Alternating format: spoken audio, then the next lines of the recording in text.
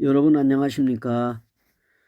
한국자생출란 화분가리와 난석가리를 하면서 살균제를 저희 재배 방식대로 처리하는 과정을 보여드리고 나름대로 설명을 해보겠습니다.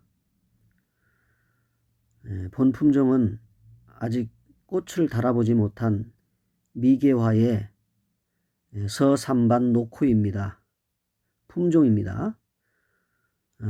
이제 여러 화분이 되었습니다. 대조가 된 본 화분과 그리고 리스크 관리를 위해서 두세 화분을 두 촉 정도, 세 촉 정도 나누어서 키우고 있습니다. 여배품을 산에서 조호하고 생강근이 달린 상태에서 난실에서 분에 올려서 번식을 해 나갑니다. 번식하는 과정에서 그 난초의 본성이 나타나고 그 본성대로 재배 장소의 환경에 따라 양달과 음달 쪽에서 위치를 하고 재배를 하게 됩니다. 지금 보시는 것은 더만이라는 살균제를 가루로 된 살균제를 붓으로 벌브 주변에 이렇게 묻혀줍니다. 비록 가루로 된 거지만 물로 희석하여 줄 수도 있으나 분갈이를 하는 과정에서 마지막 화장토를 덮기 전에 더만이 살균제를 덧칠해 줍니다. 그리고 물을 관수하면 스며들겠지요. 일단 젖어 있는 상태이기 때문에 더만이를 붓으로 도포하였습니다. 300대 1로 관수할 수 있는 더만이는 그 약성이 곰팡이에 관련된 약이 되겠고요. 그리고 코리스와 같은 약들을 대용해서 쓸 수 있는 살균제입니다. 독하지 않고요. 그 대신에 난초의 가장 취약한 질병의 하나가 무엇이냐면 곰팡이균입니다. 곰팡이로 인해서 연부와 근부도 발생한다고 저는 보기 때문에 가장 빨리 그리고 적극적으로 대처해 줘야 될 살균제는 곰팡이 살균제입니다. 곰팡이 살균제가 왜 필요한지는 여러 해 동안 재배를 해보면 경험을 하게 되는데, 산에 있는 자생하고 있는 난초를 일일이 우리가 산에 있는 난초를 점검해 볼 수는 없습니다. 그러나 산에서 자생하고 있는 난을, 생강근이 달려있는 건강한 난을 분에 올려서 키우게 되면 인위적인 방법으로 살충을 하게 되고 또 여러 가지의 약재의 살균제를 간수하게 됩니다. 그리고 자생지에서는 스스로 간립된 낙엽들이 거름이 되어 자생하는 난초들에게 NPK 비료를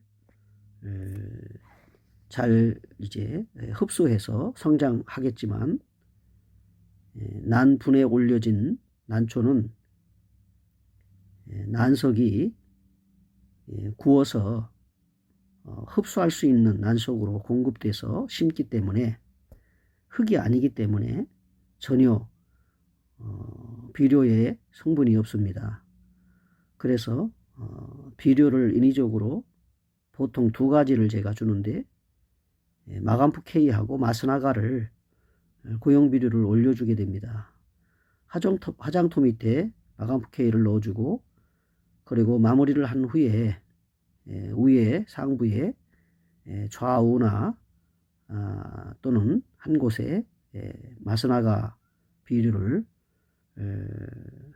올려줍니다. 유기질 비료이지요. 유기질 비료를 올려주게 됩니다. 그래서 관수를 할 때마다 난석이 흡수를 해가지고 유기적으로 뿌리에 공급을 해줌으로써 난초는 정상적으로 분에서도 잘 성장하게 됩니다. 이와 같은 과정을 거치는 그런 일련의 재배 과정에서 제가 관찰하고 경험한 결과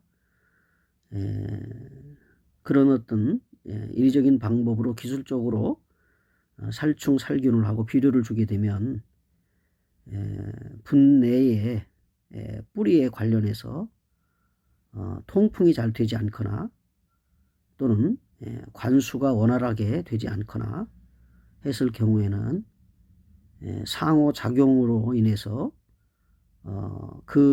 비료나 살충 내지는 살균이 제대로 이제 씻겨 내려가지 않은 상태에서 겹쳐지는 경우가 생깁니다. 살균이나 살충이 겹쳐지게 돼요. 그렇게 되면은 난 뿌리나 벌브 주변에 그 곰팡이균이 발생을 해서 그 곰팡이에 이제 질병을 앓게 되는 난초는 벌브나 뿌리가 상하여서 썩게 됩니다. 내지는 이제 연부, 근부를 일으켜서 그것이 전체의 난을 고사시키는 원인균이 되게 됩니다. 그래서 반드시 적절하게 난초의 상태에 따라서 살균제나 살충을 해주게 되는 것입니다. 장점도 있고 단점도 있습니다. 지나치게 많이 난초에 간섭을 하게 되면은 스트레스를 받기 때문에 제대로 성장하지 못하는 촉이나 뿌리근에서 이제 곰팡이균이 발생을 하게 됩니다. 냄새가 많이 나게 되고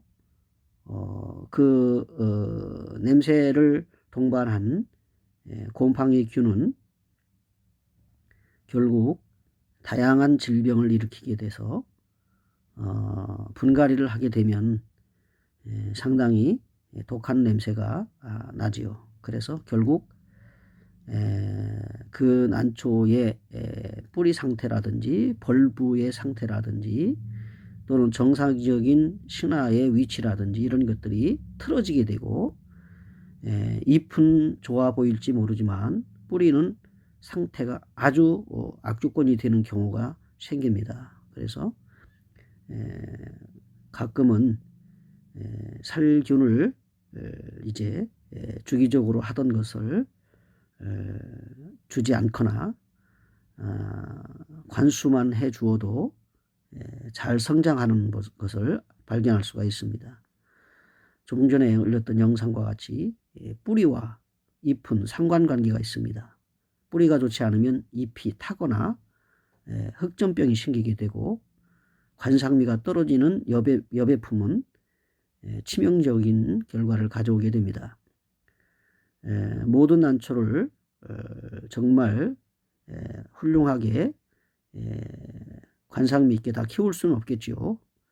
그 생장 능력에 따라 난초가 어려움에 처할 수도 있기 때문이고 아무리 재배자의 노력이 기술이 들어간다 해도 자생 능력이 떨어지게 되면 결국 난초는 후퇴하게 됩니다. 그런 관점에서 한 화분에서 한 품종을 키우기보다는 리스크 관리를 위해서 고사의 위기를 모면하기 위하여 품종을 보존하기 위하여 분을 두세 번 정도 나누어서 키우면서 한 화분은 대주로 키워서 꽃을 피우고 전시에 출품을 하고 품성을 알리는 그런 재배가 그런 노력들이 필요하겠습니다. 금년에도 이제 날씨가 상승함에 따라 살균과 살충이 필요한 시기입니다. 분갈이가 다 끝나면 첫째 살충을 하게 되고요. 살충을 하고 난 이후에 보름 내지 한 달 전으로 살균을 하게 되는 것입니다. 그리고 저희들 처방에 있어서는